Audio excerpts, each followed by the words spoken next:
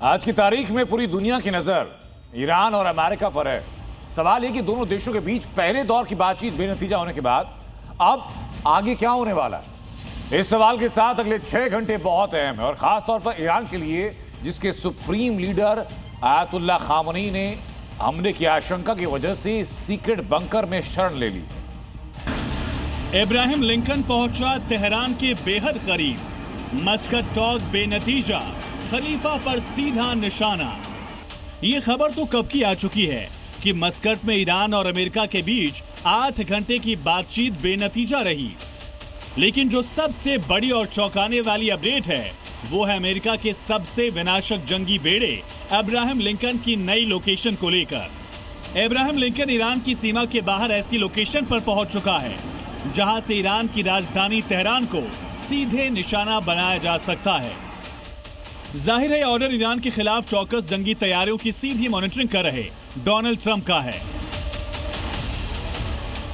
ऐसे में इब्राहिम लिंकन की निर्णायक पोजीशन अपने आप में हमले को लेकर बहुत कुछ कहती है। इसे मस्कट टॉक पर लेटेस्ट अपडेट से समझिए। अमेरिका और ईरानी प्रतिनिधियों के बीच 8 घंटे की बातचीत चली, लेकिन बातचीत के बाद समाधान वाला कोई साझा बयान नहीं आया।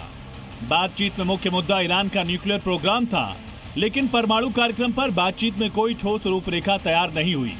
ईरान ने इसे अच्छी शुरुआत बताया तो ट्रंप ने बातचीत जारी रखने की बात कही, लेकिन इसके साथ ईरान पर नए आर्थिक प्रतिबंधों का ऐलान कर दिया। अमेरिका अब ईरान से किए जाने वाले व्यापार पर ज्यादा टैरिफ लगाएगा। उधर बांग्लादेश में शेख हसीना के तख्तापलट के बाद से हिंदुओं पर ताबड़तोड़ हमले जारी हैं। 12 फरवरी को होने वाले आम चुनाव से पहले यूनुस राज में हिंदुओं पर दोबारा हमले शुरू हो चुके हैं। हमलों का पैटर्न अलग इस बार बदल गया है। हमलों में अचानक तेजी आ गई। ये चुनाव से पहले हिंदुओं पर बड़े हमले के पीछे की वजह क्या है, ये इस रिपोर्ट में आपको बताने जा रहा हूं। यूनुस लैंड में चुनाव शुरू हो गया तनाव। जमहूरियत का कत्ल करेंगे जिहादी कट्टरपंथी। आगजनी, तोड़फोड़, हिंसा। बांग्लादेश फिर जल उठा। बांग्लादेश में हालात फिर से बेकाबू हो चुके हैं। राजधानी ढाका एक बार फिर से विरोध प्रदर्शन और हिंसा की आग में झुलस उठा है। चुनाव की सब्जबाग दिखाने वाले बांग्लादेश के केयरटेकर मोहम्मद यूनुस ने अपने जिहादियों को फिर से सड़कों पर उतार दिया है। बांग्लादेश में चुनाव से पहले यूनुस के खिलाफ नाराजगी की लहर साफ तौर पर देखी जा सकती है और आवाम के गुस्से के पीछे की वजह बताने की जरूरत भी नहीं है, क्योंकि बांग्लादेश के जो हालात पिछले 1.5 सालों में हुए हैं उसके जिम्मेदार सिर्फ और सिर्फ मोहम्मद यूनुस ही हैं। मोहम्मद यूनुस के सरकारी आवास के बाहर लोगों ने एकजुट होकर प्रदर्शन किया। इस दौरान सुरक्षा बलों की उनसे झड़प हो गई, जिसके बाद प्रदर्शनकारियों ने जमकर हंगामा काटा, आगजनी और तोड़फोड़ और फायरिंग की, जिससे आसपास के इलाकों में अफरा तफरी का माहौल बन गया। वहीं मामला बढ़ता देख सड़क पर उतरी सुरक्षा बलों की टीम ने भी प्रदर्शनकारियों को लाठी डंडों से दौड़ा कर पीटा। हालात को काबू और प्रदर्शनकारियों की भीड़ को तितर-बितर करने के लिए आंसू गैस के गोले तक छोड़े। बांग्लादेश की बदलती फितरत को समझने वाले जानते हैं कि इस बार चुनाव विकास, सुरक्षा या आर्थिक मुद्दों पर नहीं लड़ा जा रहा है, बल्कि इस बार पूरा एजेंडा और प्रोपेगेंडा हिंदू विरोधी और भारत विरोधी नैरेटिव के इर्द-गिर्द घूम रहा है।